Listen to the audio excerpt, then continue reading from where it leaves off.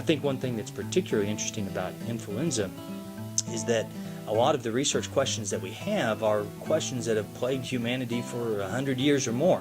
There's questions that we have now that are the same questions that they had in 1918. It's something that we know is going to happen every year, and most of the time it's a relatively minor inconvenience for most folks. Now we know it still is a potentially deadly infection. We know that somewhere around 36,000 excess deaths are caused every year from influenza. And because of that, we want to better understand who is going to be those people at risk of developing those complications. We have some broad ideas of who might be at risk, but honestly, sometimes it's very difficult to predict. For this flu season, we actually have a couple of research projects that we're doing. One of those research projects is cleverly named IRC-002, but basically it's a type of research project where we're looking to see are there new ways that we can be able to treat the flu in patients who have severe flu or complications from the flu and are admitted to the hospital. We have a second study that is an outpatient study, and it looks at better ways of being able to treat patients who have risks of complications from the flu.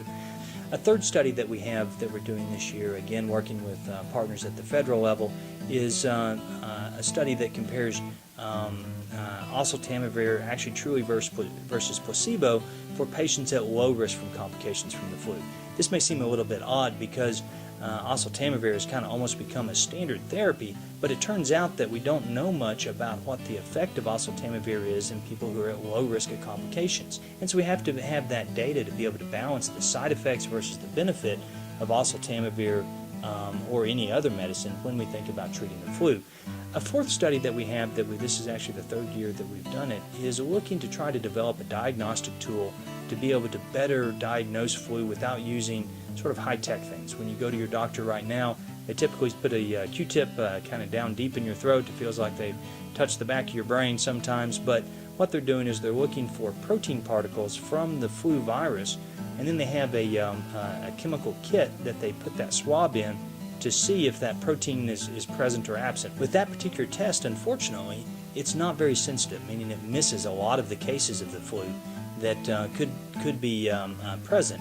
And if it's positive, it gives you good information, but if it's negative, it's hard to trust. What we would like to be able to do is to find a way to be able to use a combination of clinical signs and symptoms that would allow us to be able to predict whether someone has the flu with at least as much accuracy as what the nasal swab does, ideally without ever even touching the nose. And our early data at least suggests that using a combination of vital signs and clinical symptoms, that we may actually be able to help better predict who has the flu, and then do it in a way that doesn't require any kind of invasive testing, is basically free, and could be easily rolled out, especially in developing countries. Again, some of the research trials that we're doing are research trials that aren't being done by anybody else in the Texas Panhandle, and so it gives us an opportunity to be able to at least offer those treatments to folks that otherwise would have to travel someplace else or just frankly wouldn't qualify for those treatments. It certainly has the potential to have an impact globally. And that's, again, one of the beauties of research and, frankly, modern technology. In the digital age, things that we do here and questions that we answer here have the potential to impact healthcare delivery all over the world. To be able to find truly new knowledge, I think, is really, really exciting.